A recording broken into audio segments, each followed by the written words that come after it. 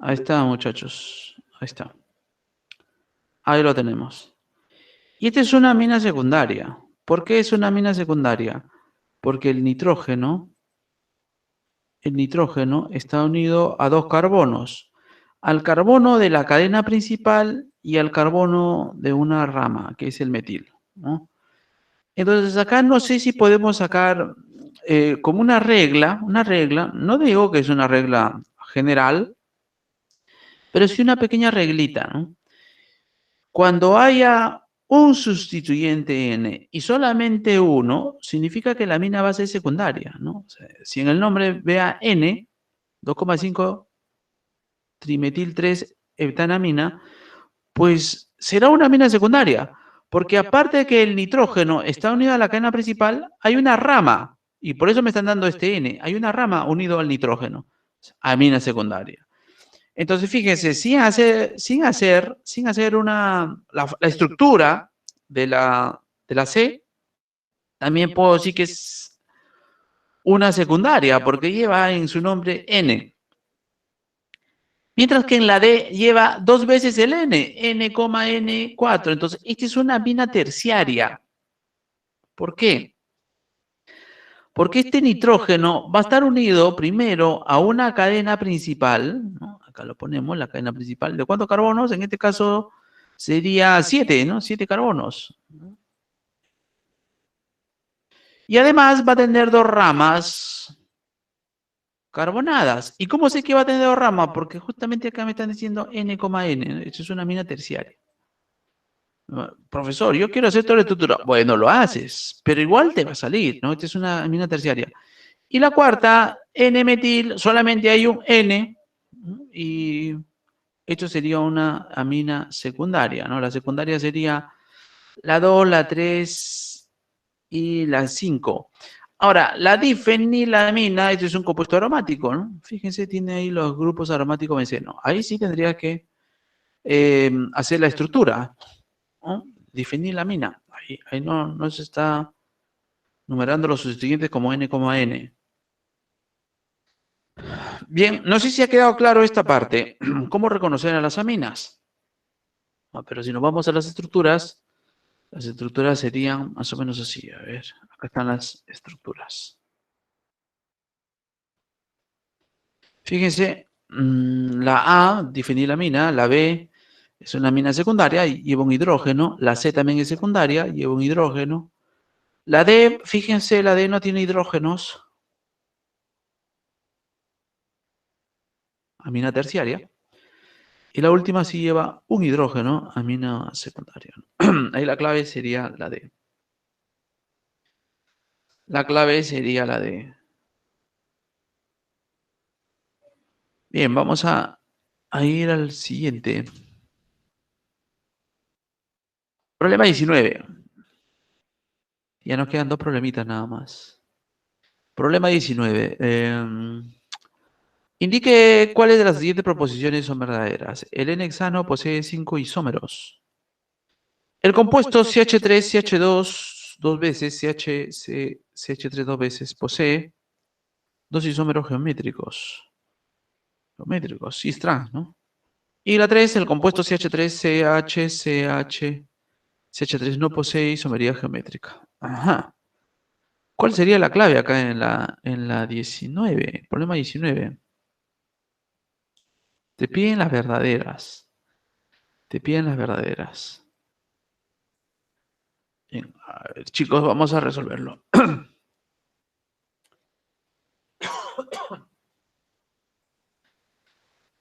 Bien, muchos alumnos me comentaban que les habían dado una fórmula para sacar el número de isómeros. Sí.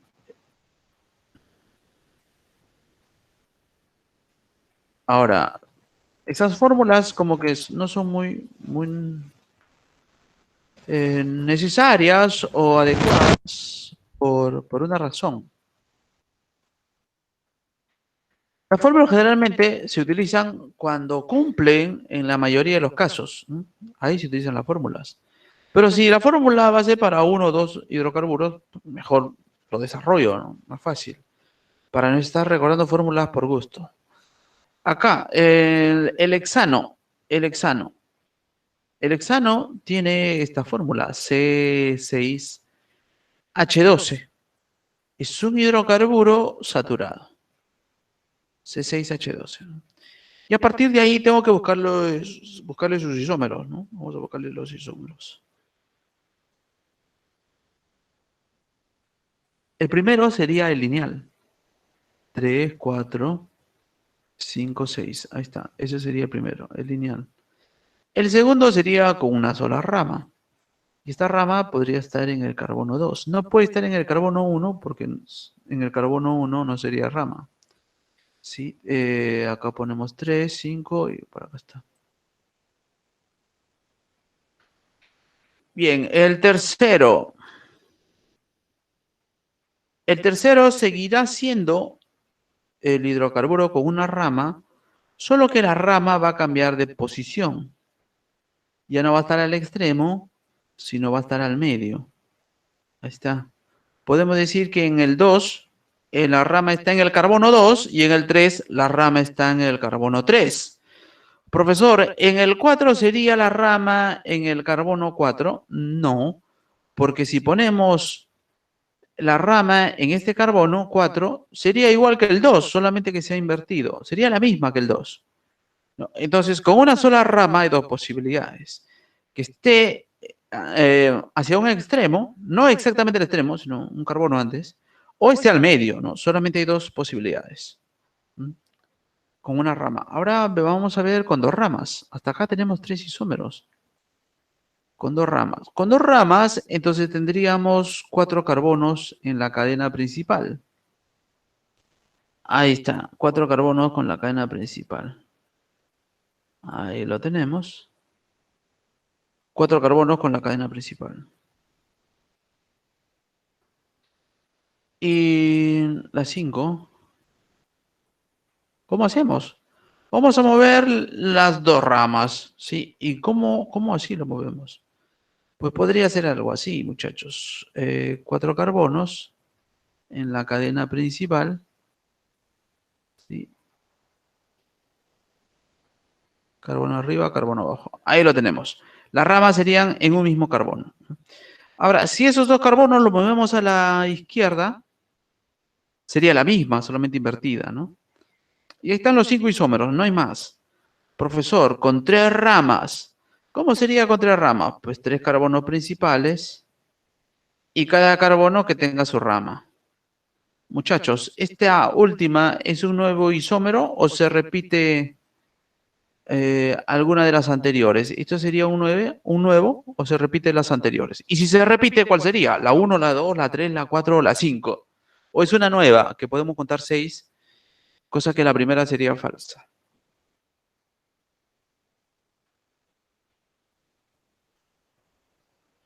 A ver qué dicen los chicos.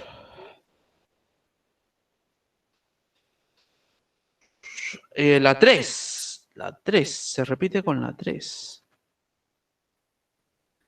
Claro, se repite con la 3. Muy bien. Entonces no es un nuevo isómero. La primera sería verdadera, entonces. La primera sería verdadera. Vamos con la segunda. Me dice que, pues, que posee 2 isómeros. Sí, que posee 2 isómeros. Vamos a ver con la segunda, ¿no? De la primera hemos quedado que tiene 5, la segunda. Este sería carbono 1, carbono 2, carbono 3. Profe, eso no es el carbono 1. No, estamos numerando los carbonos por la importancia del enlace doble, para ver si son isómeros o no. Este carbono que estoy poniendo acá sería el 1, el que está al costado sería el 2, no en la nomenclatura, sino en el carbono que estoy identificando, ¿no? Ese carbono 1 tiene 2 CH3. Ese carbono 1 tiene 2 CH3. CH3 para arriba, CH3 para abajo. Y el carbono 2 tiene un CH, es decir, tiene un hidrógeno. Eso lo ponemos para abajo o para arriba, como tú quieras. Y si abajo está el hidrógeno, arriba estaría toda esta rama, ¿no? Que le vamos a poner R, porque tiene 2, 3 carbonos, ¿no? Ahí le ponemos R. Ya está, hemos resumido. Este sería la 2, ¿no? Este sería la 2. Y vamos a ver la 3 de una vez, la 3. Vamos a ver la 3. Los carbonos de la tercera proposición, vamos a poner acá los de asterisco, ¿no? Y fíjense, tienen los grupos metil a la izquierda y a la derecha, ¿no? Entonces sería más o menos así, carbono, enlace doble, carbono. Acá tenemos hidrógeno y acá tenemos CH3. Acá tenemos hidrógeno, acá tenemos CH3. Ya está, eso sería, ¿no?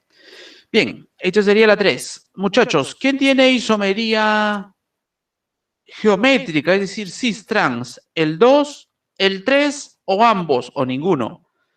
¿Sí? ¿Qué me dicen ustedes? ¿Quiénes tienen isomería geométrica, cis y trans? ¿2, 3 o ambos?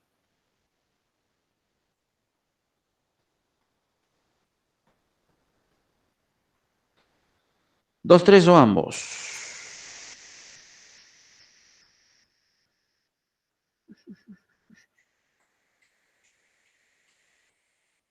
Está poniéndome corazón, creo. Claro, claro, claro, claro. ¿Está claro o no está claro? Acá hay dos ramas iguales. Este no tiene isomería. No, cuando hay dos sustituyentes iguales sobre un mismo carbono, no tiene ni cis ni trans. Profe, pero acá hay dos sustituyentes iguales, pero no están en el mismo carbono. Este de acá es trans, ¿no es cierto? Y por abajo sería cis. Ya está. Ahí lo tenemos. Por lo tanto, 2 y 3 serían falsos, ¿no? Porque la 2 te dice que tiene isómero y no lo tiene, y la 3 te dice que no posee y sí posee, ¿no? La clave sería la A. La clave sería la A. Acá está el desarrollo.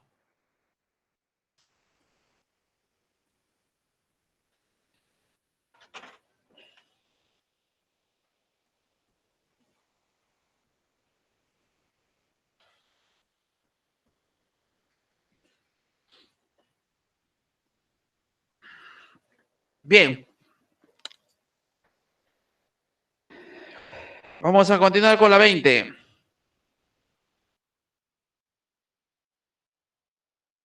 Vamos a continuar con la 20. Respecto a los carbohidratos, indique verdadero o falso según corresponda. La glucosa es un disacárido. La fructosa y la lactosa poseen la misma fórmula global.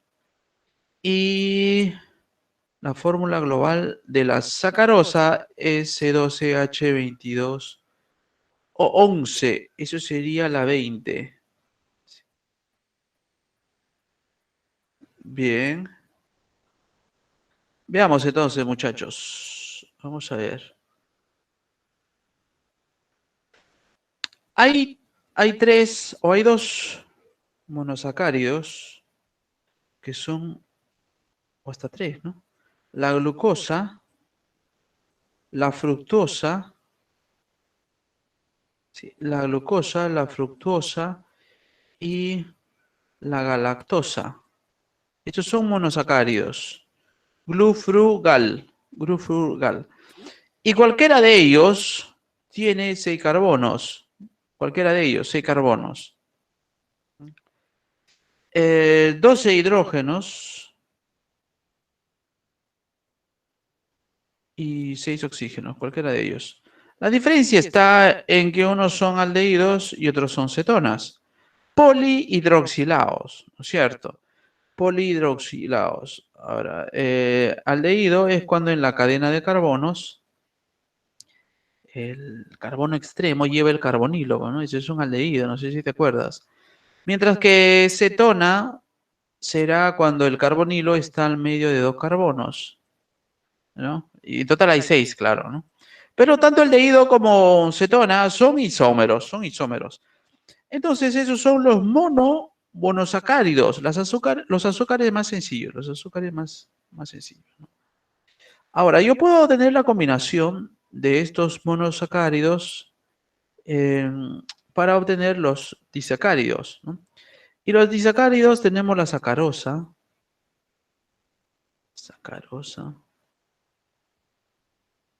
la lactosa y la maltosa. maltosa. Sí, y acá vamos a unir estos monosacáridos, la glu, la frul o la gal, y dependiendo quién se una con quién, va a formar estos disacáridos, ¿no? Estos serían los disacáridos. Sí, todos estos carbohidratos tienen un sabor dulce intenso, ¿no? Un sabor dulce intenso. La sacarosa es la glu más algo. La lactosa también es la glu más algo. Y la maltosa también es la glu más algo. O sea, en todos hay glucosa, ¿no? En todos. ¿Sí? Y estos azúcares, cuando reaccionan en nuestro cuerpo, nos producen energía, ¿no? Una energía. ¿Dónde se encuentran? Pues principalmente en las harinas, ¿no? En las harinas, en la papa también tiene almidón, en los azúcares, en las frutas, ¿sí? Hay personas que dicen, comiendo fruta adelgazas, dependiendo qué fruta, ¿no? Hay frutas que tienen una gran cantidad de azúcares, eso no te adelgaza. Un juguito de frutas por la dieta, ¿no? ¿Y cuánto azúcar estás poniendo ahí? Bien, entonces, la maltosa es glu, es decir, glucosa con glucosa. La lactosa es la glucosa con la galactosa. Y la sacarosa es la glucosa con la fructosa, ¿no? Esta combinación. Por lo tanto, estos son disacáridos. Y estos van a tener la fórmula C12, H22 o 11. También isómeros. Son isómeros, porque es la unión de dos monosacáridos. Pero usted podría refutar diciendo lo siguiente, profesor, si a esto yo lo multiplico por 2, no me da la fórmula del disacárido, ¿no? Porque 6 carbono por 2, 12. Ya, ahí está. Eso sí, 12 carbonos por 2 es 24. Y ahí solamente hay 22. Y 6 carbonos por 2 son 12. Y ahí solamente hay 11. ¿No? Ya, exacto. No sé si te has dado cuenta que ahí le falta la molécula del agua. ¿Sí? Es porque la unión de estos monosacáridos, ¿sí? La unión de estos monosacáridos elimina una molécula de agua para que se forme el disacárido, ¿no? Cuando se unen dos monosacáridos, eliminan una molécula de agua y se forma el disacárido.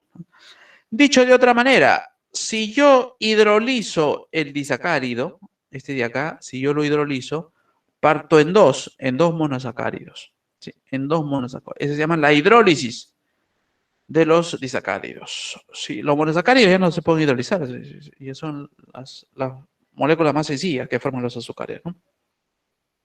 Teniendo en cuenta esto, estimados alumnos, la primera dice la glucosa es un disacárido. Falso, la glucosa es un monosacárido. Su fórmula es C6H12O6. La fructuosa y la lactosa poseen la misma fórmula. Falso. La fructosa es un monosacárido. Tiene la misma fórmula que la glucosa y que la galactosa, ¿no? La fructosa, C6H12O6. Mientras que la lactosa tendría la misma fórmula que la sacarosa y la maltosa. Entonces ahí sería falso, ¿no? Esa fórmula es C12H22O11.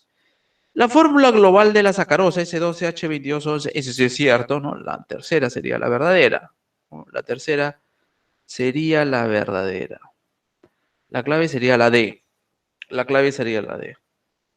Bien, muchachos, exactamente yo no sé en qué colegio han estudiado y qué tipo de laboratorio de ciencias han tenido, pero en el colegio que yo estudié, pues mi laboratorio, teníamos un laboratorio, ¿no? Pero era un laboratorio precario. Un colegio Fe Alegría, número 1. Pero yo me acuerdo mucho la clase de biología, y es lo único que recuerdo, porque no me gustaba mucho biología, pero me encantaba química.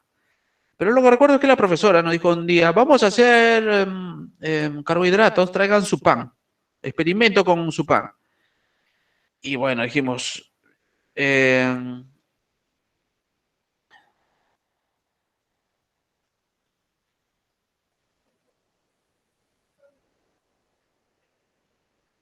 vamos a hacer con ese pan? Pues lo que vamos a hacer con el pan es masticarlo durante toda la clase, ¿no? Porque el pan tiene almidón y el almidón es una cadena de glucosa, es un polímero. Es un polímero de muchas moléculas de glucosa. Entonces, nosotros al masticar un pan, que es harina, que es almidón, vamos a hidrolizarlo con la saliva, ¿no? Vamos a hidrolizarlo. Entonces, bueno, todos los días que comes pan, cuando tú estás masticando el pan, no sientes el sabor a dulce, pero es almidón. Es almidón similar a, o mejor dicho, la cadena de glucosas que están unidas ahí. Pero cuando vas masticando, sin pasarlo, ¿no? Masticas y masticas durante 5 o 10 minutos, esas moléculas de glucosa se van a ir separando. Se van a ir separando por la hidrólisis. La cadena se va a ir rompiendo. Y a medida que va pasando el tiempo, vas sintiendo ese sabor a dulce, ¿no? Vas sintiendo ese sabor a dulce. Y eso es lo que recuerdo, por ejemplo, de esa clase de biología, ¿no? Que al final el pan tenía el sabor dulce.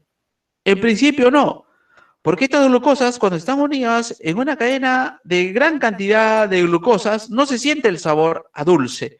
Pero una vez que se va descomponiendo, se van rompiendo los enlaces y se van separando cada glucosa, ahí comienzas a percibir esta intensidad o este sabor de los azúcares, ¿no? Pero en ese instante del colegio, pues yo no entendía bien. Y lo único que comprendí fue que cuando masticabas el pan, pues cuando masticabas el pan se volvía dulce, ¿no? Se volvía dulce. Pero recién entendí cuando comprendí esto de hidrocarburos, perdón, de carbohidratos, ¿no? Cuando entendí lo de carbohidratos.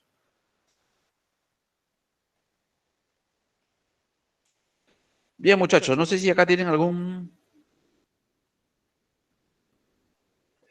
comentario.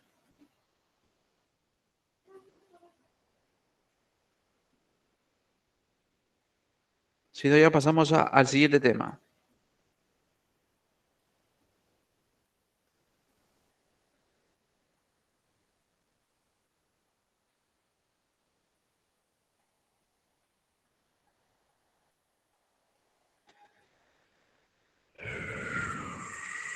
Pan con gato, dicen estos chicos.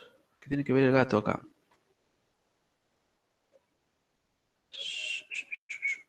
Bien, espero que hayan tomado desayuno. Estoy hablando acá de comida y están ustedes desvariando. Si no hay si no hay ninguna consulta, vamos a entrar al tema de contaminación ambiental. Vamos a entrar al tema.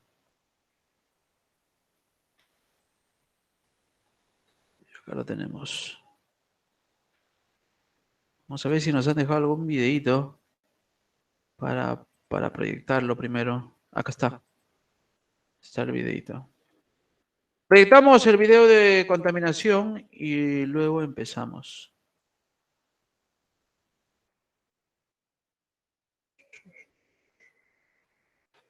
Son 5 minutitos, como haciendo el corte.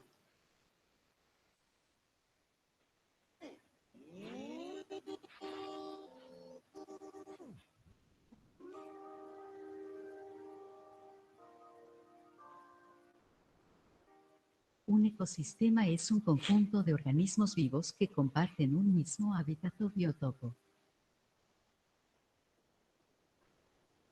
Las especies interactúan entre ellas y con su medio abiótico.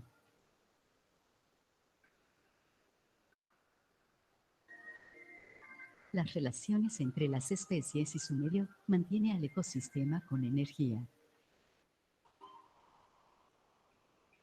Los ecosistemas, por su amplia variación, suelen tener varias clasificaciones. Veremos en especial al ecosistema acuático. El elemento más importante de la Tierra es el agua.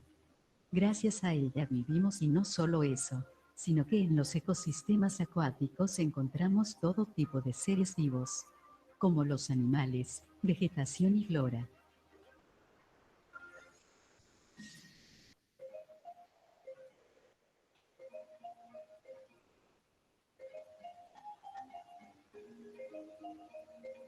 Los ecosistemas acuáticos se dividen en ecosistemas marítimos y de agua dulce. Los ecosistemas marítimos son los pertenecientes al océano y a sus costas. Son sumamente variados y ricos en fauna y flora, en un rango amplio desde microorganismos, mamíferos marinos, peces y moluscos. Estos ecosistemas se adaptan a la profundidad a la que se encuentren. Se clasifican en 4 zonas. Intermareas. Es la zona en que el mar se conecta con la tierra firme. Mar abierto. Es la región más densamente poblada y de mayores temperaturas. Fondo oceánico. Son zonas de mayor frialdad y menor incidencia de luz, en las que impera la arena y la vida se torna más feroz y silenciosa.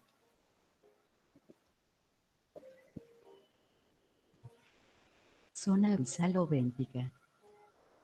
Es la región más profunda del océano, ubicada en fosas y grietas del suelo oceánico, que conducen a regiones sin luz solar y gigantescas presiones acuáticas.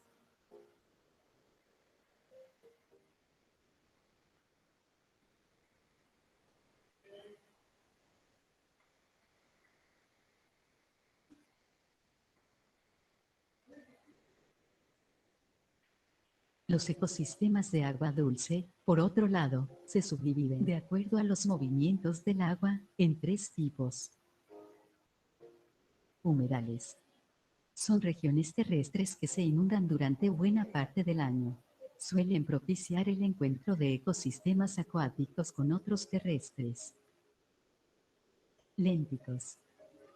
Son aguas quietas o de poco caudal, como los lagos, lagunas y estanques.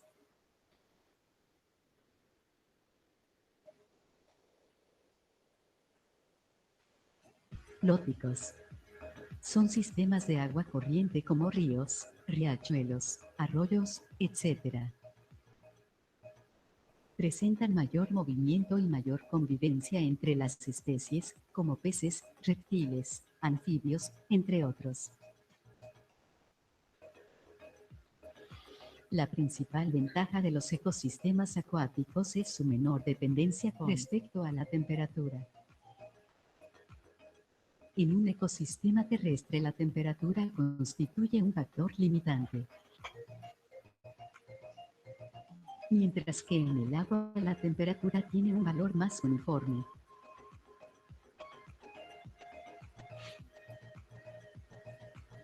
Las principales desventajas de los ecosistemas acuáticos son la falta de nutrientes, la falta de oxígeno y la falta de luz solar.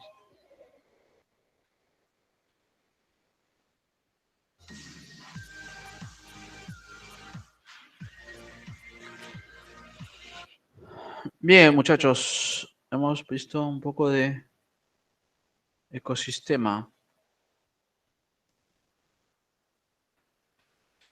Vamos a entrar al tema de contaminación ambiental. Acá había un video, no me fijé, ya lo vemos luego, entonces.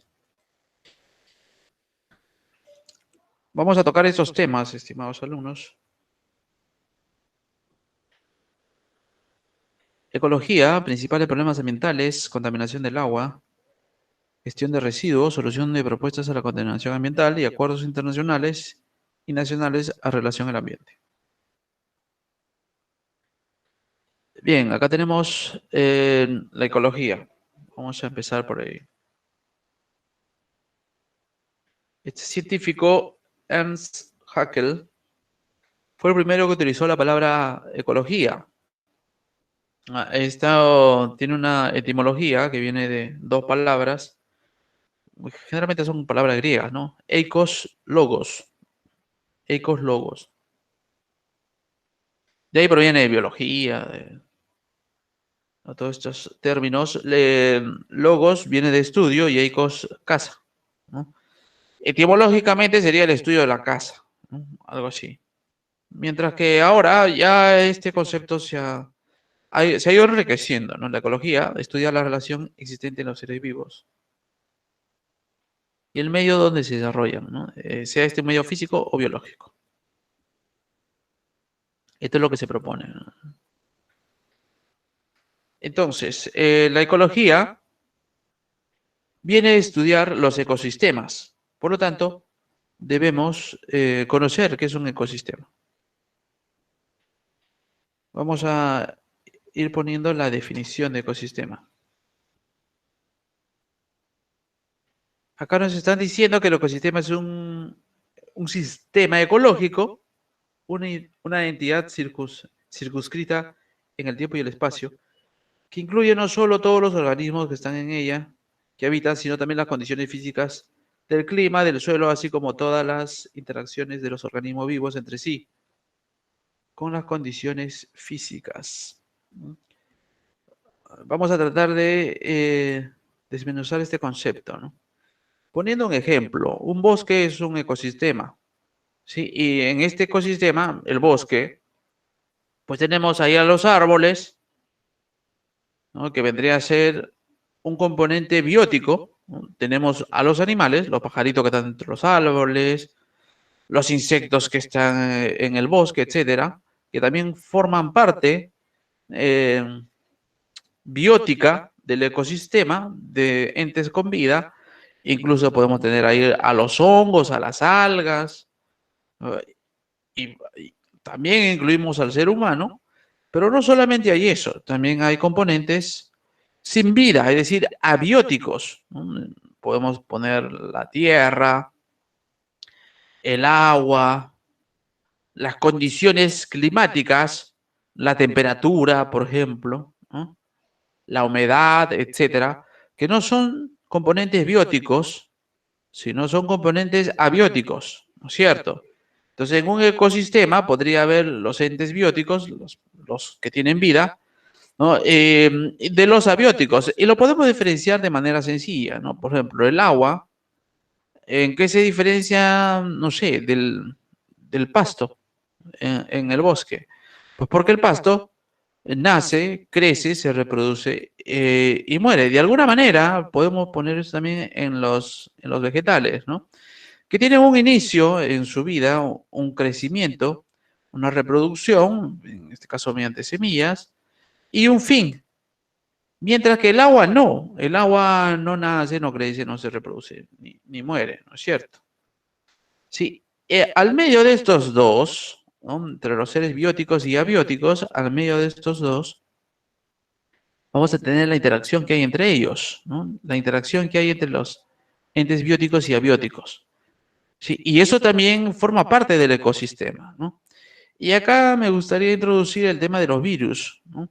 En los virus hay una gran discusión si tienen vida o no tienen vida, ¿no?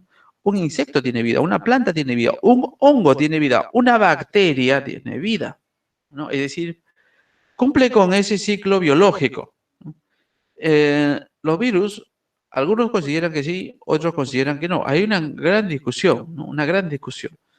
Y según cómo lo veas, podrías decir que el virus forma parte de los componentes bióticos o forma parte de los componentes abióticos. Profesor, no es que se reproducen los virus, bien, sí se reproducen, sí, sí, necesariamente tienen que reproducirse, pero no por ellos mismos. No por ellos mismos, ¿no? Sino tienen que entrar dentro de la célula para que se puedan reproducir. ¿No? Para que se puedan reproducir. Entonces también hay una gran variedad de virus que funcionan de maneras distintas, unos muy mortales, letales, y otros pues que permanecen contigo durante toda tu vida y no te hacen daño. Entonces ahí hay bastante discusión. Bien, acá estamos planteando que los ecosistemas pueden ser naturales, como un bosque, como el ejemplo que estábamos viendo, o artificiales, un acuario, ¿no? Un acuario inmenso. ¿Sí? También podemos tener ecosistemas, según su tamaño, grandes ecosistemas o pequeños. Un ecosistema podría ser la selva, que es inmensa, un desierto, o podría ser pequeños, como por ejemplo una pecera, incluso la piel de un can, de un perrito, donde se van generando ciertos insectos, ¿no? Como estos piojos o las pulgas, ¿no? Las garrapatas, etcétera, dentro de la piel de un animal cualquiera, no solamente del perro. Podríamos tener un hormiguero como un ecosistema, un pequeño ecosistema.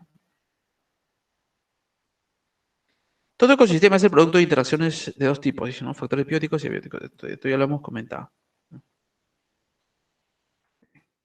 Realmente, cuando hablamos de ecosistemas, bueno, tenemos estas imágenes, ¿no? De un bosque ahí con los animalitos eh, que están conviviendo en paz, ¿no? Pero la cosa no es tan sencilla, ¿no? Porque acá hay toda una dinámica de adaptación al medio, ¿no? Ahora, que nosotros tengamos ahorita conciencia de que el clima está cambiando y que hace 20 años el clima no era igual que ahora, pero eso ha ocurrido siempre, ¿no? Eso ha ocurrido siempre. Las glaciaciones y todo lo demás. Este planeta ha estado en constante cambio, en constante transformación.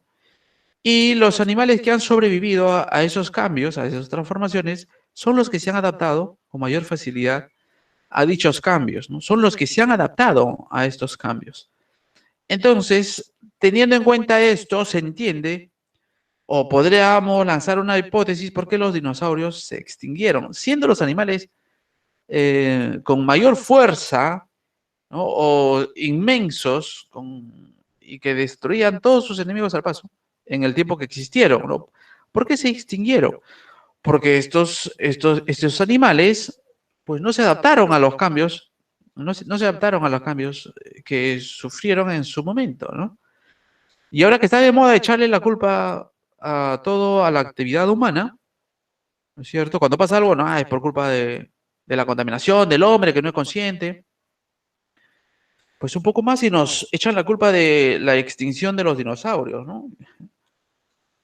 Pero en sí, cuando uno entiende el equilibrio que debe haber en el ecosistema, pues el ecosistema sufre cambios y el que se adapte mejor a esos cambios es el que va a sobrevivir, ¿no es cierto? Y bueno, yo no entiendo por qué, pero lo que repiten siempre es que el ser vivo que se tiende a adaptar con mayor facilidad a estos cambios es la cucaracha, ¿no? En estos tiempos, ¿no? Eso es lo que dice.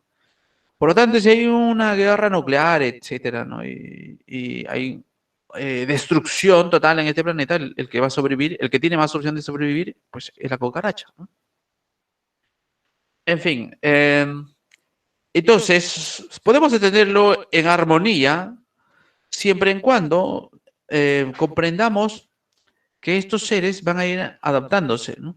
Y ahí podemos ver un venadito que es, no sé, herbívoro, que se alimenta de los pastos, pero no solamente existen ellos, ¿no? Existen los carnívoros, o sea, va a haber animales que se van a comer al venadito, ¿no es cierto? Y pues, ¿quién es el que va a sobrevivir? ¿El que se come al venado o el venado que come los vegetales del campo? Pues esto no depende de quién coma a quién, sino quién es el que se adapte más a los cambios, ¿no? Porque al final dependerá mucho la cantidad, o mejor dicho, la reproducción de cada una de estas especies, ¿no? Y que estén en equilibrio con la depredación que puede haber, ¿no? Incluso, de repente, las algas del río son los que se reproduzcan con mayor velocidad, ¿no? O sea, tienen una mayor velocidad de reposición. Entonces, ellos serían los que vivan o los que tienen mayor posibilidad de vivir en el futuro, ¿no es cierto? Pero no es tan sencillo entender un ecosistema, muchachos, ¿sí? Como algo, pues no sé, yo veo esta imagen y me acuerdo, no sé, a algunos amigos que tenía, estos que te visitan los sábados, los domingos a tu casa, trayéndote la palabra de Dios, y te mostraban una Biblia, pues del paraíso terrenal, ¿no es cierto? Donde todos vivían tranquilos, felices, y éramos todos con dicha y felicidad, ¿no? Pero en realidad un ecosistema no es así, no es así. Yo no sé si usted ha ido a acampar o ha vivido en la sierra, ¿no? En sí, el campo es hermoso, es bonito, todo lo que quieras, pero no es sencillo vivir ahí por mucho tiempo o vivir en el campo, no es sencillo. No hay wifi ahí, entonces ahí como que te aburres un poco, ¿no? Bien, acá estamos entrando a los ecosistemas naturales. Acá estamos entrando a los esquemas, al ecosistema natural. Sí. Estamos viendo los ecosistemas terrestres, mixtos y acuáticos, ¿no? Eh, bueno, yo tengo algunos amigos que se dedican a la pesca, pero a la pesca no porque necesitan, sino por deporte. Y también no es tan sencillo, ¿no? Ser pescador. Cuando uno conoce la vida del pescador, se despierta de madrugada. ¿Por qué pesca en la oscuridad? ¿No? Es el, el- la hora donde consigue mayor cantidad de peces. Entonces, no es sencillo, pues, ¿no? Uno piensa que va a pescar es sencillo, voy con mi caña y espero a que se enganche en la caña de pescar y en el anzuelo y lo saco. No, no es tan sencillo. Pero bueno, acá tenemos eh, los ecosistemas separados según el lugar donde se encuentren, ¿no? Los acuáticos, los terrestres y los mixtos. Ríos, lagos, mares, los acuáticos. Matorrales, bosques, selvas, desiertos en los terrestres y las costas y los humedales en los mixtos. Vamos a mostrar ahora un coral. Los que bucean, los que les encanta bucear y se han ido de vacaciones a estos lugares donde se sumergen y ven estos corales, ¿no? Son impresionantes. Eso es natural, ¿no? Pero también hay corales artificiales en los acuarios gigantes. Yo que vivo por el norte de Lima, en Megaplaza, había un acuario inmenso, inmenso. Sí, estaba bien, bien simpático, pero ya no está, ya lo sacaron. Ese es un ecosistema artificial, un acuario. El que presenté anteriormente era natural. Y vemos ahora un ecosistema artificial, un ecosistema artificial. Acá estamos viendo un campo, ¿no? Un campo de cultivo.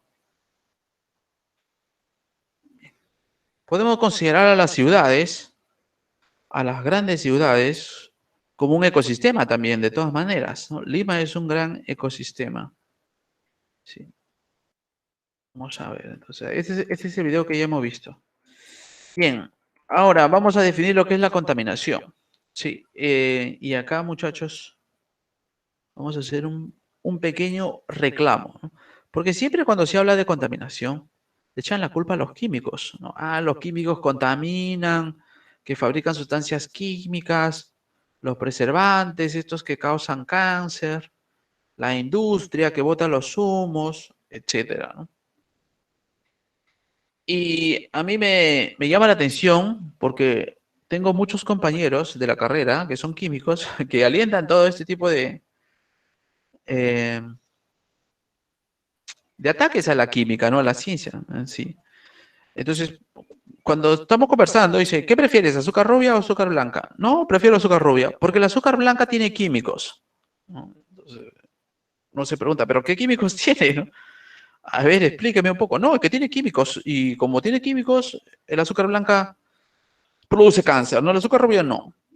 Cosas así que se han metido en el colectivo, ¿no? De las personas, y no solamente de las personas adultas, ¿no? Yo puedo entender eso, que me lo digan mi mamá, por ejemplo, ¿no? O mi abuelita. Pues porque pues, ya cuando una persona tiene sus años, es bien difícil que cambie de opinión, ¿no es cierto? Pero muchas veces te lo dicen también los jóvenes, ¿no? Y igual que los adultos, los jóvenes también tienen, o mejor dicho, no es tan sencillo que cambien de opinión, ¿no? No es tan sencillo. Pero cuando uno se pone a investigar, dice, pero ¿cuáles son los químicos que tiene el azúcar blanca? ¿Cuáles son? Dímelos. Y no hay un químico extra en el azúcar blanca con respecto al azúcar rubia. No lo hay. Todo lo contrario, el azúcar rubia justamente tiene ese color porque tiene otras sustancias químicas distintas a la sacarosa. La sacarosa es de color blanco, entonces el azúcar más pura es el azúcar blanca, ¿no? Entendiéndolo de esta manera, entonces la contaminación, muchachos, no solamente son sustancias químicas, no solamente son sustancias químicas. Podemos tener contaminantes físicos y biológicos. Sí, podemos tener contaminantes físicos y biológicos. ¿Químicos también? Sí, de todas maneras, pero no es lo único. Y es más, ahora le voy a indicar que los más peligrosos no son los contaminantes químicos, ¿no? O los que han causado más daño, ¿no es cierto? Los que han causado más daño, porque cuando dice peligrosos podemos verlo en potencia, ¿no? Los que pueden causar más daño, los que pueden, ¿no? Eso es en potencia, los que pueden suceder más adelante, pero los que han causado más daño no son los contaminantes químicos. ¿Cómo podemos definir la contaminación? Sí, pues vamos a definirlo como eh, la introducción al ecosistema de un agente contaminante. Un agente contaminante, o mejor dicho, un agente cualquiera, entra a un ecosistema y si lo daña ese ecosistema, daña a los miembros de ese ecosistema, modificándolo tanto en sus componentes bióticos o abióticos, se considera contaminante. He dicho cuando entra un agente, ¿cierto? Puede ser un agente contaminante. Ahora, estimados alumnos, ese agente puede ser químico, físico o biológico, ¿no? El que entra a un ecosistema puede ser físico, por ejemplo, el cambio de temperatura, puede ser químico, un plástico, o puede ser biológico, ¿cierto? Puede ser una bacteria, por ejemplo, ¿no? O una plaga de langostas que entra en un campo de cultivo. Y eso ya es un ente que escapa de la química, netamente, es un ente biológico. Sí, pero la idea es que este agente, sea químico, físico o biológico, cause daños al ecosistema, ¿no? Cause desequilibrios y ponga en peligro la salud de los componentes de ese ecosistema, ¿no? Bien, eso sería la definición de contaminación, la introducción. Acá están poniendo de sustancias o elementos físicos, pero también pueden ser componentes biológicos, ¿no? Por ejemplo, nosotros podemos considerar el coronavirus como un agente contaminante, porque ha causado daño, ha causado muertes en todos estos meses. Claro que es un contaminante. Profe, pero tiene componentes químicos el coronavirus. Sí, pero ahí hay toda una discusión, como les decía, ¿no? Algunos consideran que los virus tienen vida porque se reproduce, hay otros que consideran que no, ¿no? Porque necesitan de la célula para reproducirse. Pero netamente químico como sustancia química, el virus no es. Como componente químico, no lo es en sí, ¿no? Haciendo las diferencias, miren, si yo tengo cianuro, sí, y lo pongo en la tarjea, que es pues donde eh, reparte agua para todo Lima, pues ese cianuro es un veneno y sí sería un contaminante químico. El cianuro sería un veneno. Pero solamente afectaría a la persona que lo consume, ¿no? Su cuerpo interacciona con el cianuro y se muere. ¿Está bien? O no es que esté bien, mejor dicho, el componente químico es el que está causando el daño, ¿no? Incluso si es que no llega a morirse esa persona, pues tendría una gran toxicidad, porque también el cianuro que se diluye en el agua va a depender mucho de la concentración para que pueda ser mortal, ¿no? Ahora, si es una bacteria, tiene otro proceso, ¿no? Porque la bacteria se va a ir reproduciendo y reproduciendo y reproduciendo, ¿no? Igual que un virus. Entonces ya tiene otra dinámica, ¿no? Y justamente acá en la segunda parte estamos poniendo este detalle, ¿no? El contaminante puede ser una sustancia química o puede ser energía, ¿no? Acá no han puesto los componentes biológicos, ¿no? Pero considerado contaminación siempre que presenta una alteración negativa, ¿no? En el estado natural del medio, o por lo general que se genera consecuencias en la actividad humana, considerándose en forma de impacto ambiental. El sonido se puede considerar un contaminante y el sonido no tiene sustancias químicas. El sonido son ondas mecánicas. Pues son agentes físicos, el calor o la luz o la radioactividad también. Son componentes físicos. ¿sí?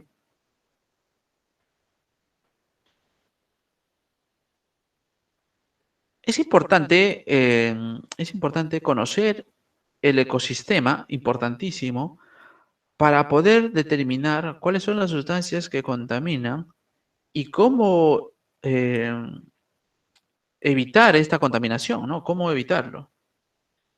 Esto va a ser sumamente importante, muchachos. Importante también conocer estos contaminantes, ¿no? ¿De qué tipo son?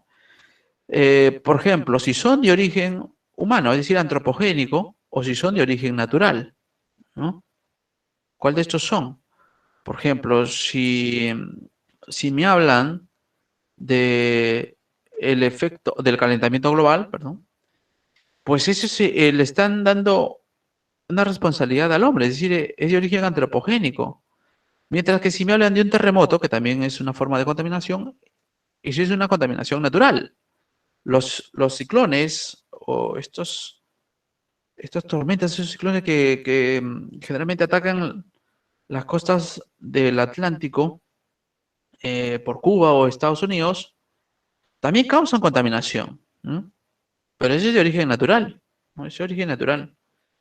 Entonces, hay contaminantes naturales, contaminantes artificiales, ¿no? También lo podemos determinar los contaminantes por si son biodegradables o no biodegradables, si son componentes químicos, componentes físicos o biológicos. Pero acá vamos a hacer otra clasificación, ¿no? Contaminante primario y contaminantes secundarios, ¿sí? De acuerdo a nuestro, a nuestra definición. Un contaminante primario son sustancias químicas que se emiten directamente de su fuente de producción, que pueden ser natural, erupción volcánica, procesos volcánicos, o antropogénico, medio de transporte, procesos de manufactura. Estos son los contaminantes primarios.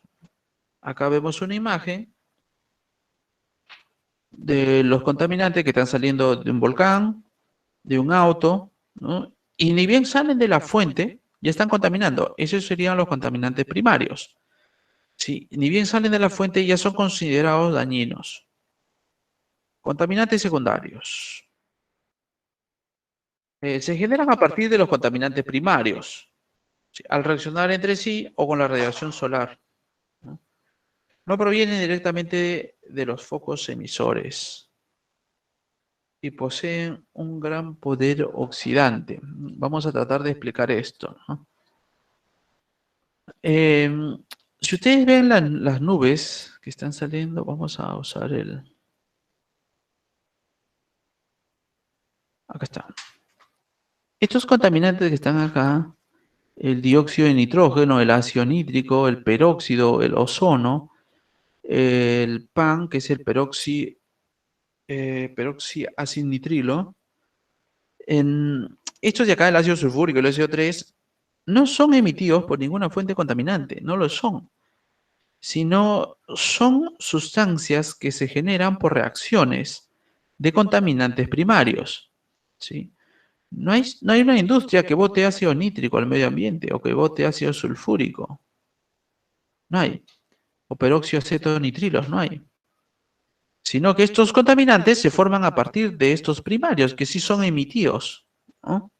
Esos son los contaminantes primarios que generan sustancias más tóxicas, más nocivas, llamados contaminantes secundarios. Entonces, acá hemos hecho la clasificación entre contaminantes primarios y secundarios.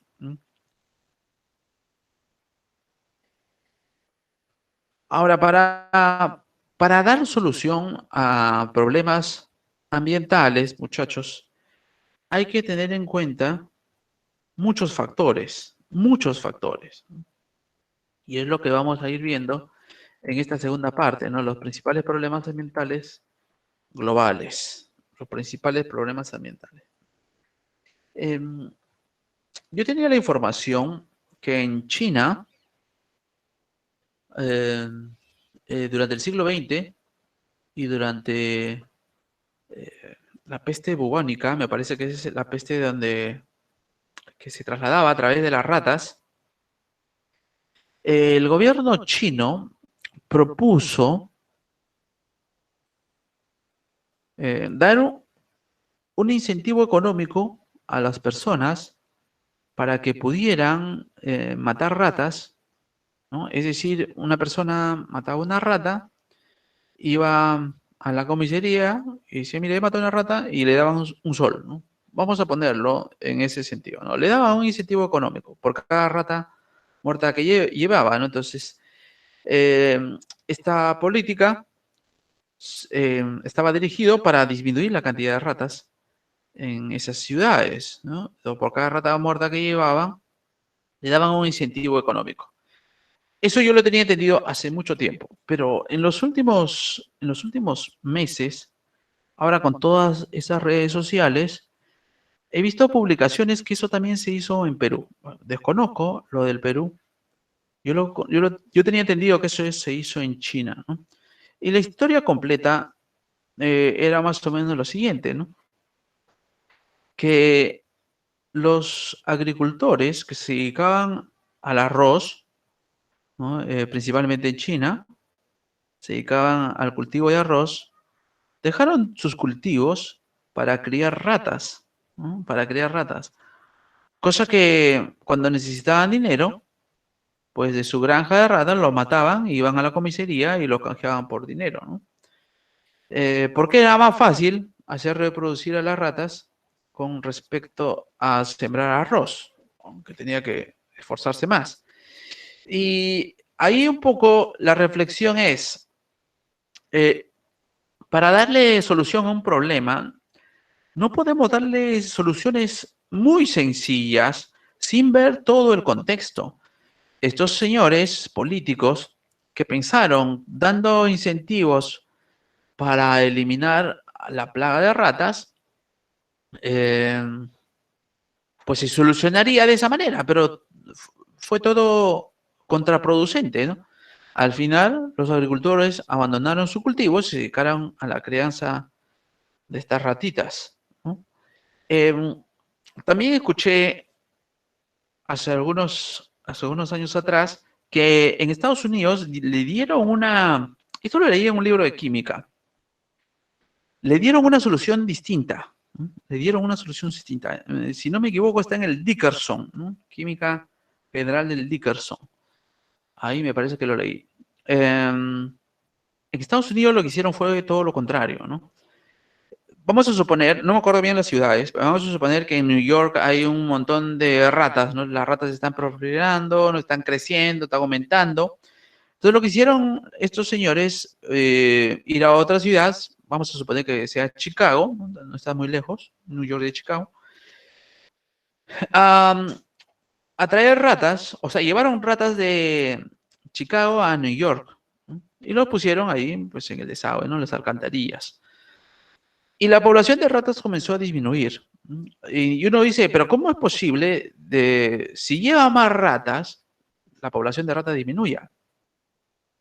Y estos científicos entendieron algo, ¿no? Que las ratas, cuando llegan, una población de ratas nuevas a otra, pues se genera conflicto, se pelean entre ellas, ¿no?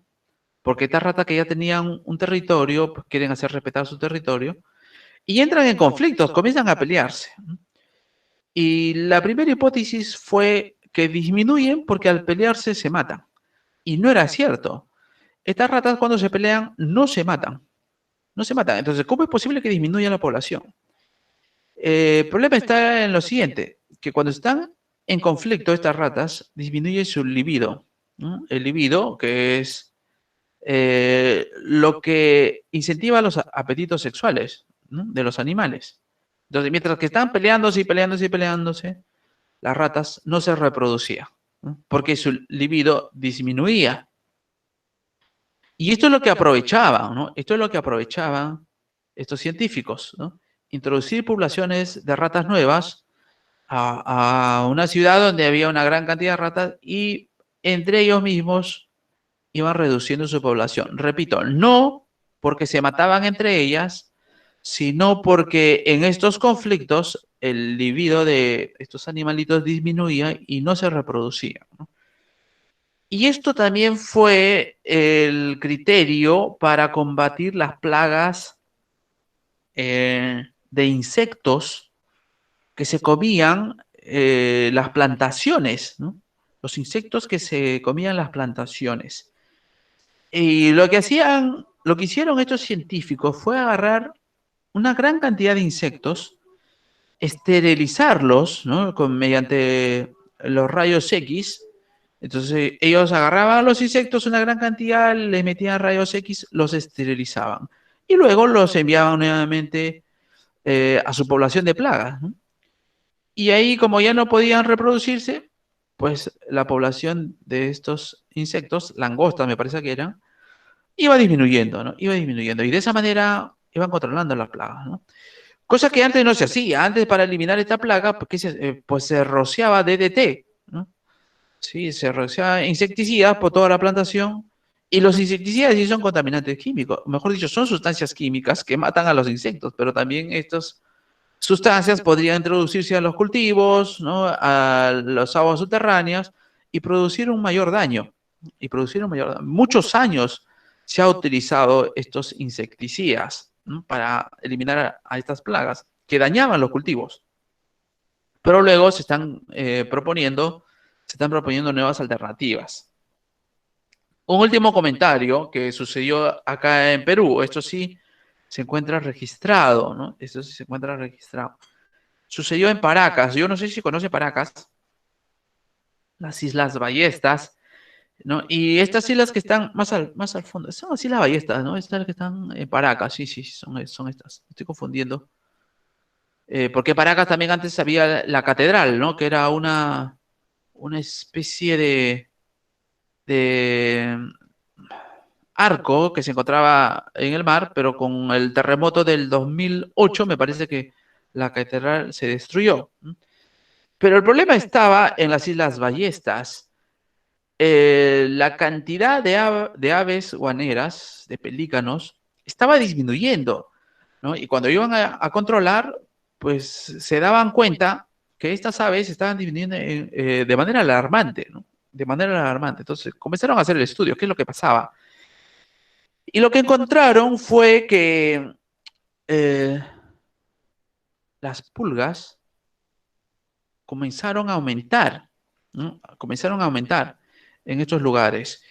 Y, bueno, exactamente no recuerdo si eran pulgas o piojos, pero uno de estos dos. Y estos insectos, su hábitat es el calor, ¿no? Su hábitat es el calor, y se reproducen en el calor, ¿no? Y comenzaron a crecer o a abundar en la pluma de estas aves, ¿no? Y lo que pasa es que estas aves hacían su nido con estas plumas. Entonces, todos los nidos de estas aves, de los pelícanos, estaban rodeados de plumas, y dentro de las plumas habían estas pulgas, estos piojos, ¿no? Que rodeaban al huevo, y una gran cantidad, ojo, que rodeaban al huevo del pelícano. Cuando el huevo reventaba y salía el pichón de pelícano, las pulgas entraban a este pichón y no le dejaban respirar y lo mataban. Y eso era el problema, la proliferación de estos insectos en los nidos de estas aves, ¿no? Entonces, ¿cuál era el problema? Pues la cantidad de estos insectos. ¿Y cómo resolverlo? ¿Cómo eliminarlo? Ibas y lo sacabas y ya está. No es tan sencillo, no es tan sencillo. Además, podría dañar el equilibrio ecológico, por ejemplo, si metías los insecticidas, ¿no? Para eliminarlos. Entonces se hizo un estudio. ¿Quiénes son los que se comen a los piojos? Las lagartijas. ¿Sí? Estos insectos son devorados por las lagartijas. Por lo tanto, lo que hicieron estos científicos fue buscar las lagartijas del desierto ahí de Piura, que estoy hablando, de Ica, y llevarlos a las Islas Ballestas, con la finalidad que estas lagartijas se coman a los insectos, disminuya la población de insectos y permita crecer a estos pichones de pelícanos. Y ahí lograron un equilibrio, ¿no? Lograron un equilibrio. Y justamente estas soluciones a los problemas ecológicos tienen que ser propuestas por muchos profesionales, ¿no? Tiene que ser multidisciplinario. No solamente los químicos, también los biólogos, los que se dedican a los animales, inclusive, a mí me parece que tendrían que entrar los ingenieros y los economistas, de todas maneras, para que la solución a los problemas sea una solución adecuada, no una solución que al final dañe, ¿no? Dañe a todo el ecosistema y a los componentes del ecosistema, ¿no? Y un ejemplo claro es la solución que se le dio al problema de la pandemia, ¿no? Nos encerraron a todos en la cuarentena y no se podía salir durante 3, 4 meses, no me acuerdo cuál fue, marzo, abril, mayo, junio, ¿no? Menos de 4 meses, sí, pero ya no se podía salir, no se podía ir a ninguna parte. Y eso ha dañado nuestra economía de manera intensa, ¿no? Nuestra economía se ha visto afectada. Ahora podemos decir que, pues, el encierro no era lo más adecuado, ¿no? No era lo más adecuado. Sí, ¿y por qué podemos decir eso? Porque ahorita, pues, está habiendo una gran cantidad de protestas que no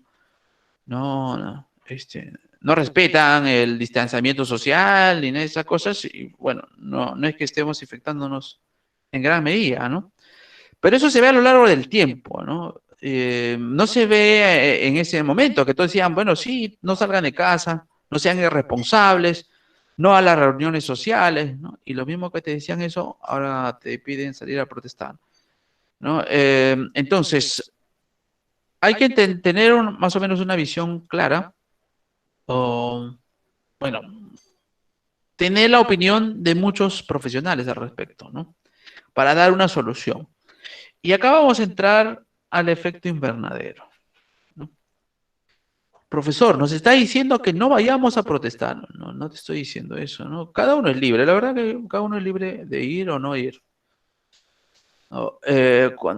Cuando uno era joven también pues tenía esas inquietudes, ¿no? De ir a protestar. Yo iba a protestar muchas veces en la calle, ¿no?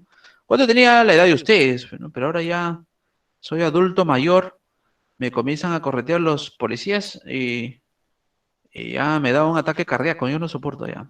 Ya a esta edad ni a la esquina voy corriendo, no puedo. Imagínate estos gases pimienta que están botando, los gases lacrimógenos, ya me hago. Pero la edad que tienen ustedes, pues tienen un fortaleza, ¿no? Ahora, si con la experiencia que tengo volviera a tener 15, tampoco no sé si iría, ¿no? Pero cuando yo tenía así 15, 16, algunas veces he ido, algunas veces, ¿no? No había celular para tomarse el selfie, no había, sí, pero ahora, sí, sí hay. Tengo algunos testigos. Bien, vamos a entrar al efecto invernadero.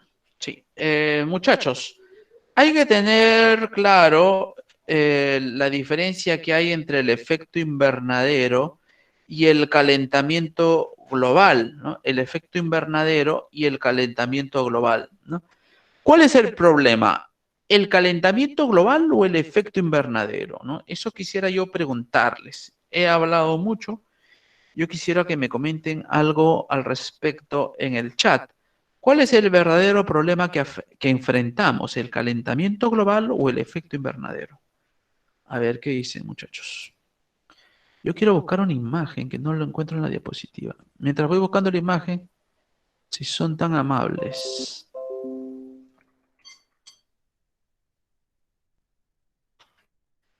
¿Qué dicen los chicos? Dicen calentamiento global, Jorge. Muy bien, muy bien, muy bien. Estamos de acuerdo. Entonces, es esta imagen que quería buscar. Discúlpenme. Vamos a... Daniel, ¿tú has ido a marchas así también cuando estabas en la universidad? Creo que te he visto, ¿ah? Por ahí. Me he ido a varias, ¿ah? Yo tenía varios, pero ahora ya no Una me... vez en la uni hubo un problema allá por el año 2004, Claro, claro. que un problema fuerte, donde incluso se perdió un ciclo completo. No tuvimos clase Claro, en tomaron todo. la uni, ¿no? Uy, fue un problema terrible, ¿no? Fuimos incluso al Congreso, ¿no? Se sumaron otras universidades incluso, San Marcos, me acuerdo. Pero tú sabes que los de la uni, pues, íbamos cantando nuestras arengas, ¿no? Tranquilos, ¿no? Chicos de la uni son tranquilos, bueno, no somos pues problemáticos. Pero vinieron otras universidades, que no voy a decir cuáles son, y de frente pues usaron las armas, Sí, las ya armas está. las armas de caliza, ¿no? Nosotros sí Acá. somos más tranquilos. Pero bueno, en fin, ¿no? Nos ayudaron y al final, bueno, se solucionó el problema en cuatro meses, pero, ¿no? El 2004 me dice, ¿no? Sí, el 2004 en julio, agosto, más o menos. Se perdió el ciclo, pues no hubo Sí, ciclo, no hubo ciclo 2004-2. ya. Yo ya ese tiempo ya estaba ya fuera de universidad. Yo he ido antes, en los años 90 por ahí. Pero siempre he tenido esa inquietud. Pero tienes razón, ¿eh? Los de la uni son más tranquilos. Bien, muchachos, acá tenemos la diferencia de calentamiento global y el efecto invernadero, ¿no? El efecto invernadero es algo que ha sucedido siempre, ¿no? Es algo que ha sucedido siempre y es algo beneficioso, no es algo malo. Más bien, es algo que ayuda a que las personas y los animales, las plantitas, tengan un medio adecuado para que vivan o tengan esa dinámica dentro de nuestro planeta, ¿no? Ese es el efecto invernadero. Si no hubiera efecto invernadero, la temperatura de nuestro planeta sería muy baja y no podría existir el tipo de vida que tenemos ahora, ¿no? Entonces, el efecto invernadero es algo bueno, por si acaso, ¿no? El efecto invernadero es algo bueno. Ahora, el calentamiento global, ¿está asociado al efecto invernadero? Sí, porque tiene el mismo principio. Solamente que podemos decir que el calentamiento global es la exageración del efecto invernadero. Como ustedes pueden apreciar en la imagen, acá tenemos en la troposfera una gran cantidad de gases. Sí, la troposfera está más o menos a 12 kilómetros sobre la superficie de la Tierra, ¿no? Es importante esta altura, ¿eh? Porque la capa de ozono está a 20 kilómetros, casi al doble, ¿no? Más abajo tenemos acá la troposfera, ¿no? Ahí va a haber una acumulación de gases, ¿no? CO2 principalmente, vapor de agua también, ¿no? CO2, vapor de agua, ¿sí? Y tenemos luego metano, los clorofluorocarbonos, incluso, ¿no? Y otros gases más que generan este efecto invernadero, ¿no? ¿Qué es lo que sucede? Acá tenemos la energía solar que llega a la Tierra, sí, y la Tierra, pues, se quedará con una cantidad de calor, lo demás rebota, ¿no? Lo demás lo devuelve al medio ambiente. Luego, al rebotar de la Tierra, esta capa de gases, ¿no? Atrapa a esas radiaciones que generan calor, que es la radiación infrarroja, y lo devuelven a la Tierra. Y esto hace pues que la Tierra tenga una temperatura adecuada, ¿no? Una temperatura adecuada. Ahora, muchachos, ¿qué es lo que sucede si se incrementa esta cantidad de gases en la troposfera? Pues si se incrementa, muchachos, el efecto invernadero se va a intensificar, ¿no? Entonces, si acá llegaba a 100% de energía solar y el efecto invernadero se quedaba con 20%, vamos a suponer que se quedaba con 20 y 80 es lo que salía, entonces al llegar el 100% ahora y la capa de gases invernaderos ha aumentado, ya no se queda con el 20, vamos a suponer que se queda con el 30, se queda con el 30%, entonces ese incremento del 10% de calor hace que la Tierra aumente la temperatura, ¿no? Claro que acá estamos viendo un nivel exagerado, ¿no? O sea, por la izquierda está normal y a la derecha está ardiendo, estamos exagerando un poco. Pero más o menos esa es la idea, ¿no? Que el calentamiento global es el incremento de la temperatura porque los gases de efecto invernadero también han aumentado en su concentración, ¿no? Han aumentado en su concentración. Entonces vamos a quedarnos con eso.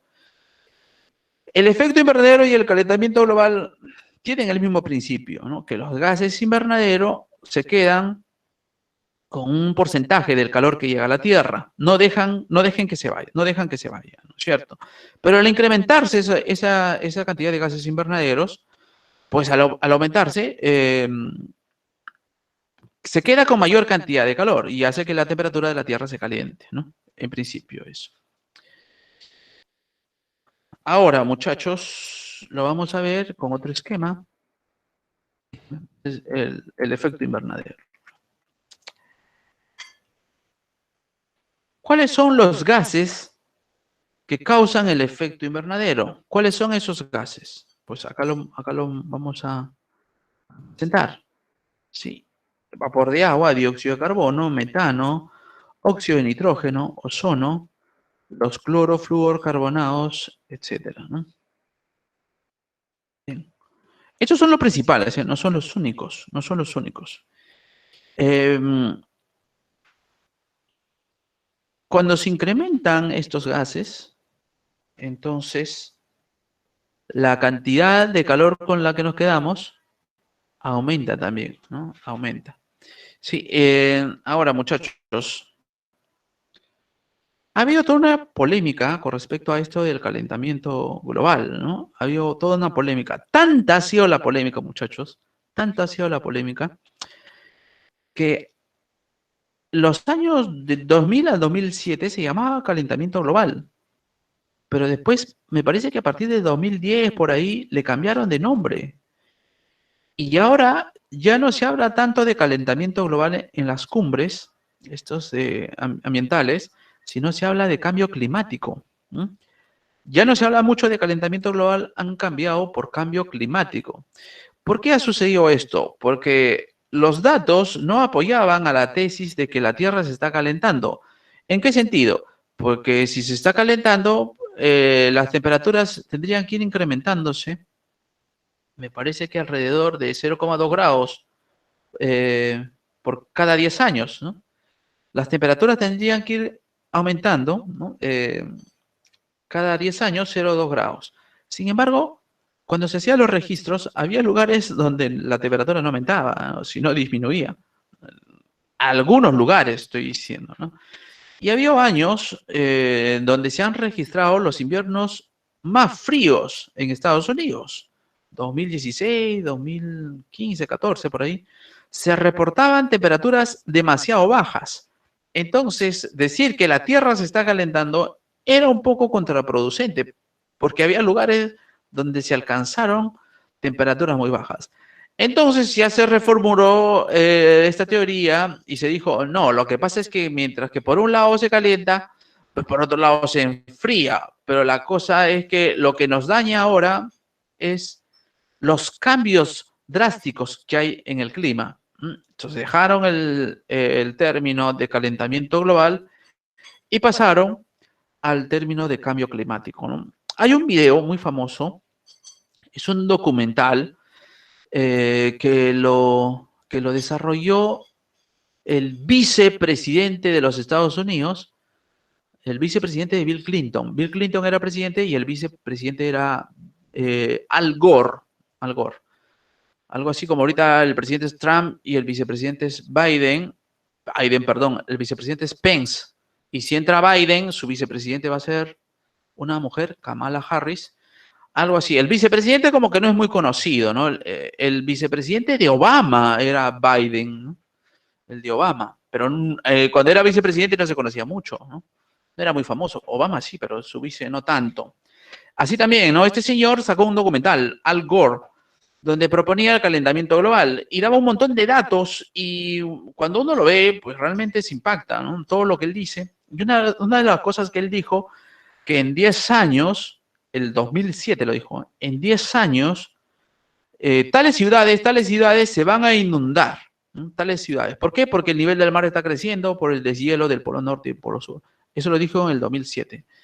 Y el 2017, todos lo recordaron mediante memes, su predicción, ¿no? Se ponían en el lugar, decía, estamos esperando que se inunde esta ciudad, ¿no? Como lo predijo Al Gore hace 10 años, ¿no?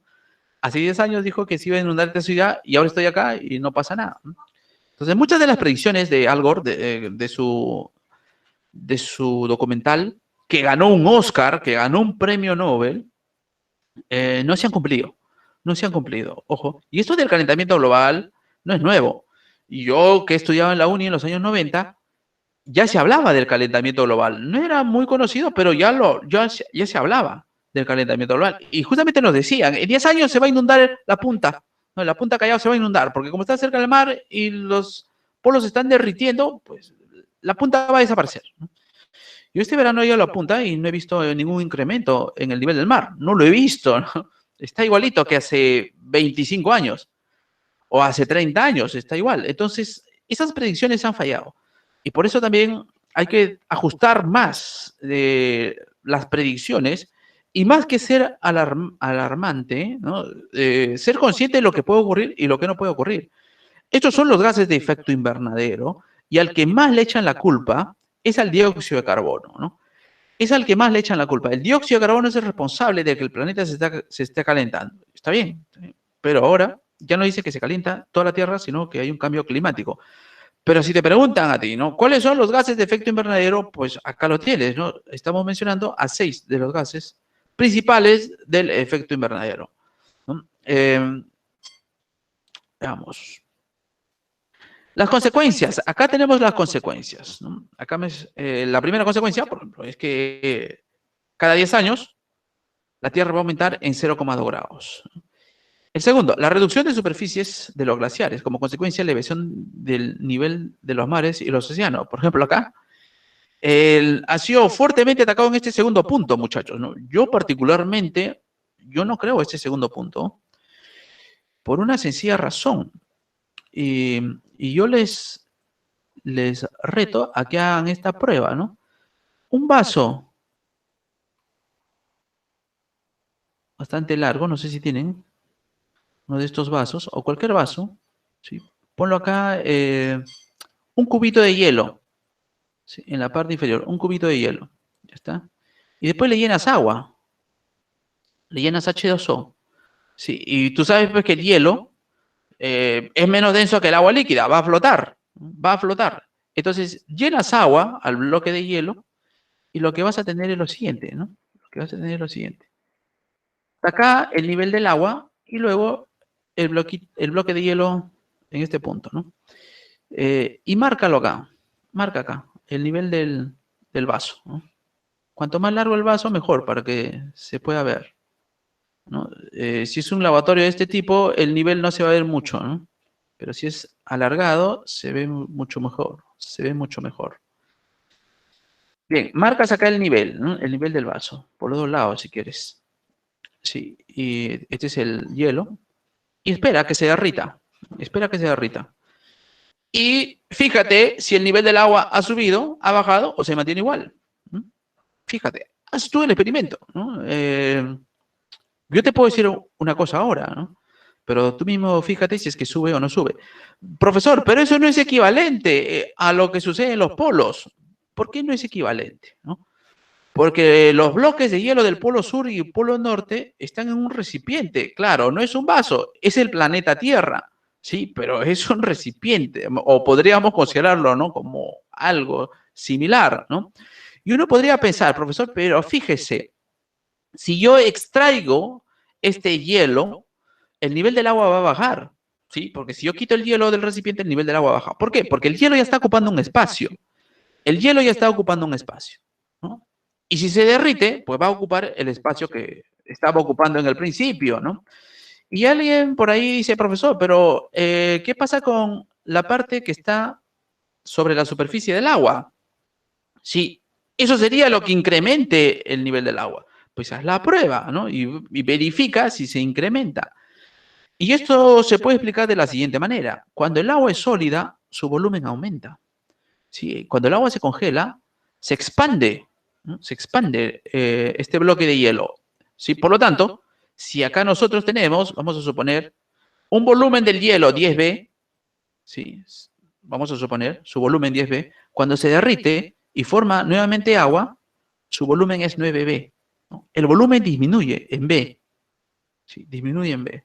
Y justamente ese volumen, esa diferencia de volumen que encontramos entre el agua sólida y líquida, es la que está en la superficie o sobre la superficie del nivel. Y es lo mismo que va a suceder con los polos. ¿Sí? Y si tú me preguntas, ¿los polos se están derritiendo? Pues yo te digo, sí, se están derritiendo, ¿no? Y yo que soy de Ancash, he visto cómo Pastor Ruri se ha ido derritiendo, ¿no? Antes uno iba a Pastor Ruri, te dejaba el carro cerquita y ya pisaba la nieve, ¿no? Había unas cuevas de hielo alucinantes en Pastor Ruri. Ahora vas y el hielo está súper arriba, ¿no? Hay hielo, sí, pero no la cantidad que había hace 30 años. ¿Se está derritiendo los polos? Sí. ¿Se están derritiendo los nevales? Sí, se están derritiendo.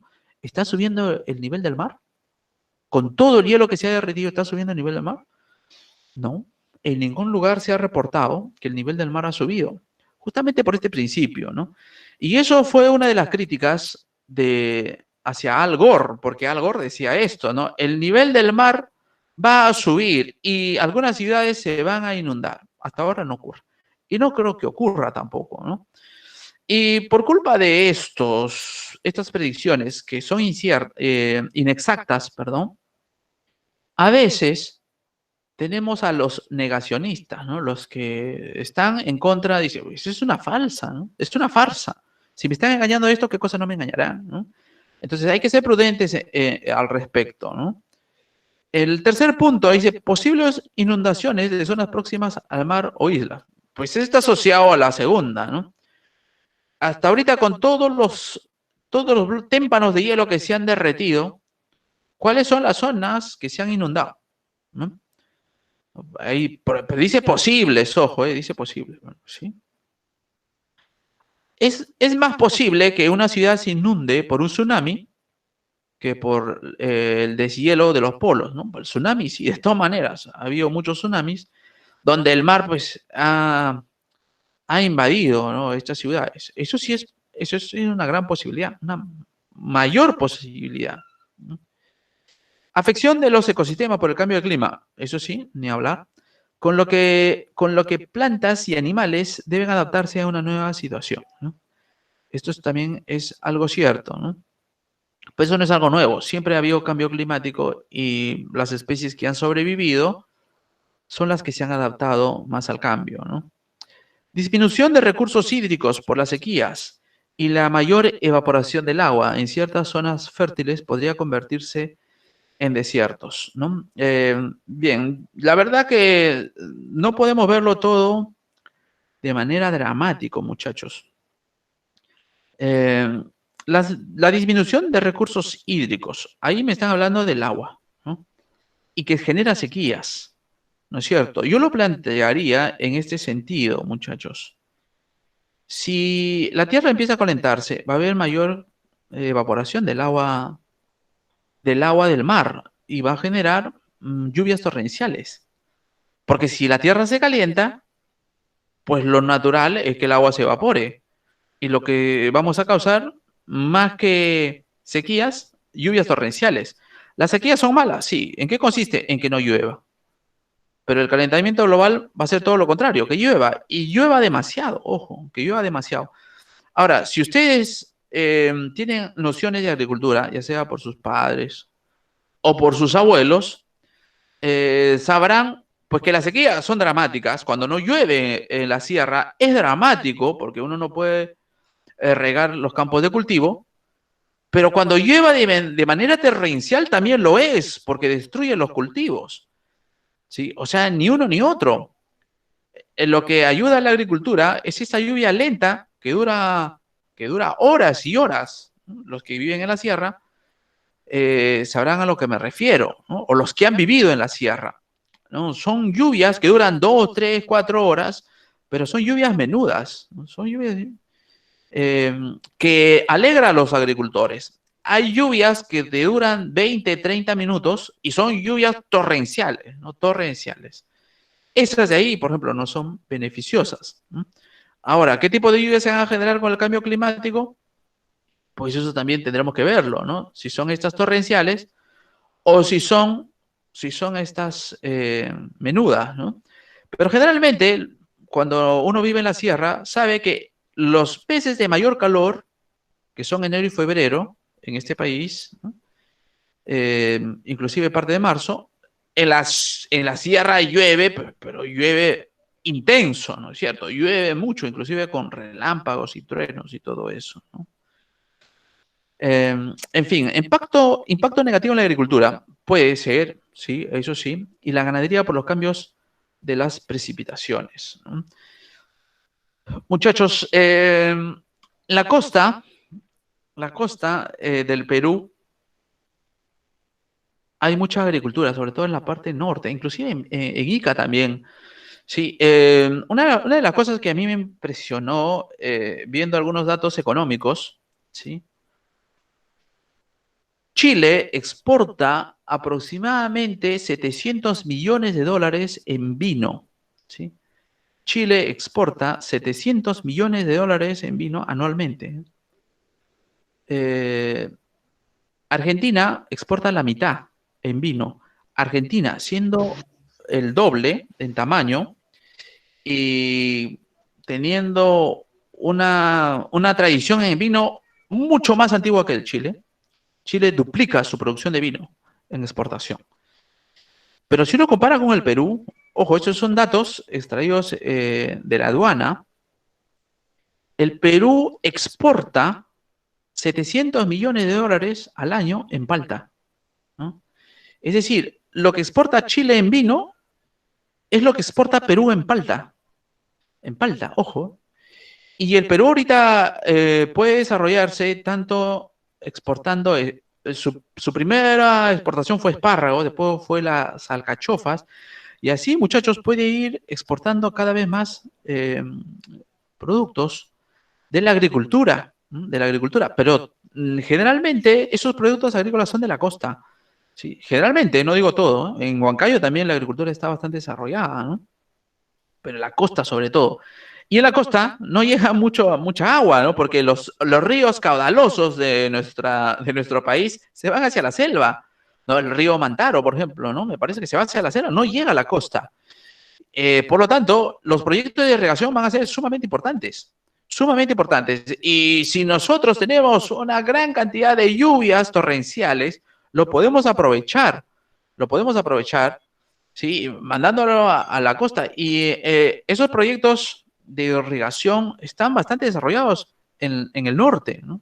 Aprovechar toda esa cantidad de agua que hay en los ríos que se van hacia la selva y luego terminan en Brasil, ¿no? Que podrían terminar en la costa peruana, ¿no? Y sería todo un golazo, ¿no? Y hay que tener todo un proyecto de ingeniería, ¿no? Pues dice, profesor, ¿y ahí qué tienen que ver los ingenieros? Pues tienes que ver los proyectos de irrigación que hay en el norte. Todo eso es ingeniería civil, ingeniería industrial, ingeniería de sistemas, ingeniería de planificación. Inclusive, muchachos, yo tenía un compañero de mi código que estudió ingeniería económica, ¿m? Ingeniería económica, y ahora está haciendo todos estos proyectos de la parte económica, se llama ingeniería de costos, ¿no?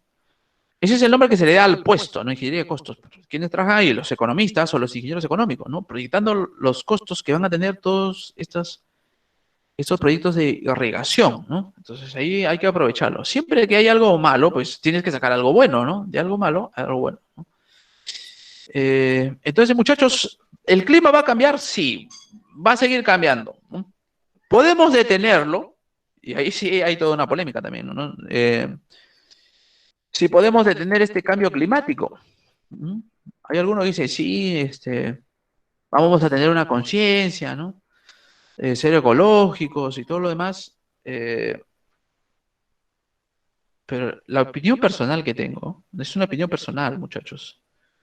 Y esta opinión personal se basa en algunos datos que tengo, ¿no es cierto? Frenar el cambio climático, según mi opinión, es como tratar de frenar que la Tierra gire, ¿no? ¿No? Dice, vamos a cambiar el cambio climático, vamos a disminuirlo. Entonces, es como, según mi opinión, ojo, claro, teniendo en cuenta las diferencias, ¿no? Eh, que la Tierra deje de girar o que gire en menor velocidad. Esas cosas se pueden lograr. Yo lo que propondría sería tener más bien todo un proyecto para adaptarnos a esos cambios, ¿no? Ahora, el responsable de ese cambio climático es el hombre. En alguna medida yo creo que sí, ¿no? En alguna medida. Pero no sé si realmente podremos frenarlo o de repente hacer que ocurra cada vez con mayor lentitud, ¿no? Mira, acá tenemos dos imágenes del deshielo y de la sequía, ¿no? Muchas veces, muchachos, en cuanto a los contaminantes, nos han agarrado más por los sentimientos, ¿no? Mira, ahí vemos el oso polar, y esto va a ser un comentario también personal. Vemos el oso polar en un témpano de hielo, y si ese hielo se va derritiendo, ¿dónde va a vivir ese oso? ¿No? Se va a quedar ahí flotando en el agua, y con eso nos incentivan a que detengamos el calentamiento global, que detengamos el calentamiento global, porque ese oso se puede morir, ¿no es cierto? Pero si vamos a las estadísticas, en Perú, la gente muere más de frío o de calor, ¿no? Si nos vamos a las estadísticas, sí. ¿Tienes alguna noticia, algún dato de que en Perú alguien se haya muerto por calor?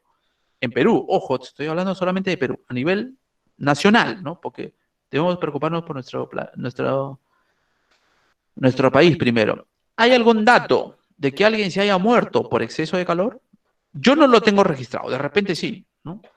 Si nos vamos al otro lado, ¿hay algún dato de que la gente se ha muerto por frío acá en Perú? Ese dato sí hay, y es dramático. En los lugares de Puno, ¿no? En los lugares muy alejados, en los lugares de mucha altura, la gente se muere de frío, y es literal.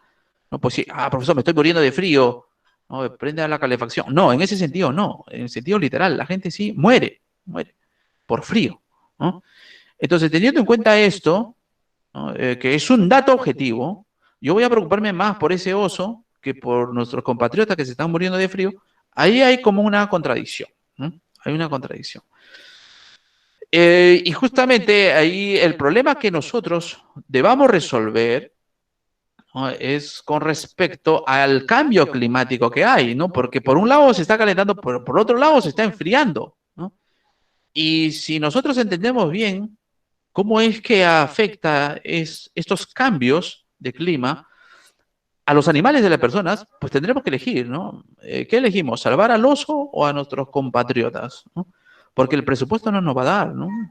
Estar preocupándonos por el oso esto de la Antártida, que incluso pertenece a países del primer mundo, o preocuparnos de nuestros compatriotas que se están muriendo de frío, ¿no?